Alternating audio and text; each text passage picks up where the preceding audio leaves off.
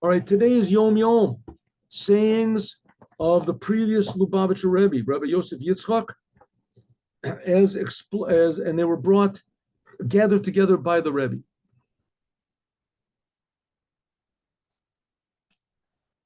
Today is the 18th day of the month of Elul, 12 days before Rosh Hashanah. And it says that every one of these days you can fix up one of the months of the past year that you was lacking something.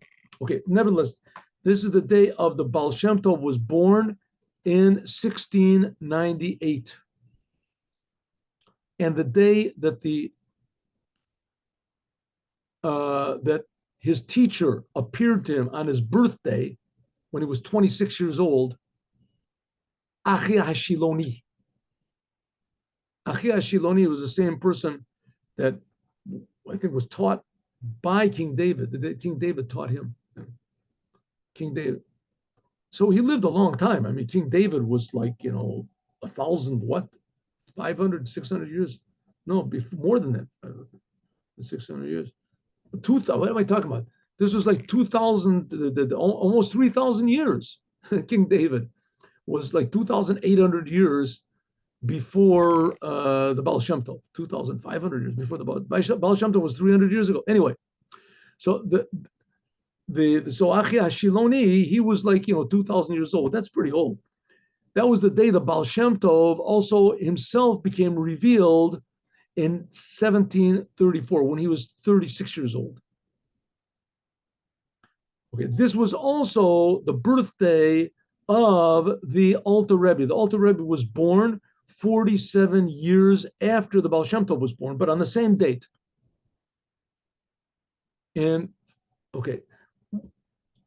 now here's the Baal Shem Tov's Hasidic discourse on Shabbat Kitavo last week, after Kabbalah Shabbat. What did he say?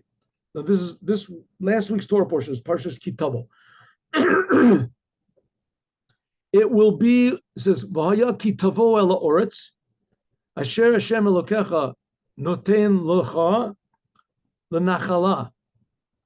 And it will be when you come to the land that God, your God, gives you as an inheritance.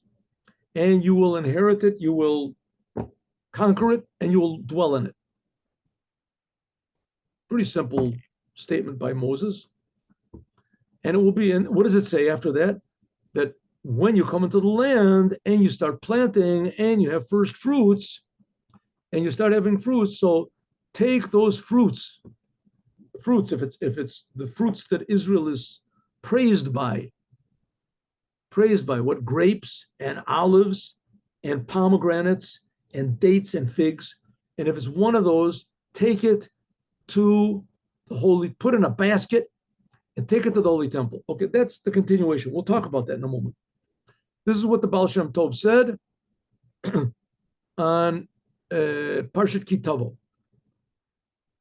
And it will be when you come into the land that God gives you for an inheritance, and you will take it over and you will dwell in it. The Midrash says that Eretz, when you come into the Eretz land, this is also the same letters as Merutza, running, and Ratzon, to desire. When you attain the level of Ratzon, of desire, you discover this desire that God puts into your soul. That's a gift from above and an inheritance for every single Jew, right? Like some people, they don't know that they have a talent in music. Some people don't know they have a talent in sports. Some people don't know they have a talent in art or in speaking. They don't know.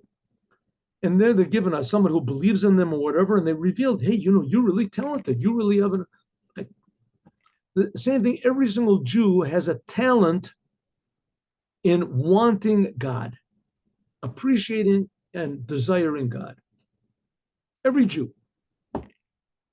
When you reveal this, you have to discover it though. When you discover this Ratzon, Eretz is the land, but it also means desire, then you will dwell in it. What does it mean, dwell in it? Internalize it. You have to realize this is not just a talent that you have. This is you. internalize all that you have and bring it down into a settled manner. Use this energy, use this talent, use this sensitivity that you have to God, and make it part of your personality. Like a musician, he practices, he becomes more and more integrated with his talent. Also, every Jew has this talent to appreciate God. Take it into, dwell it, make it dwell inside of you. In other words, realize that this is not just one of your talents. This is the real you. This is your identity. You should take it and place it in a basket.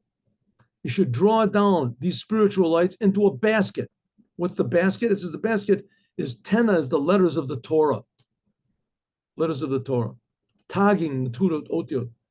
You should go to the place that God will choose. A Jew has to know that when he goes from one place to another, he's never going on his own. You're being directed from the place that God chooses.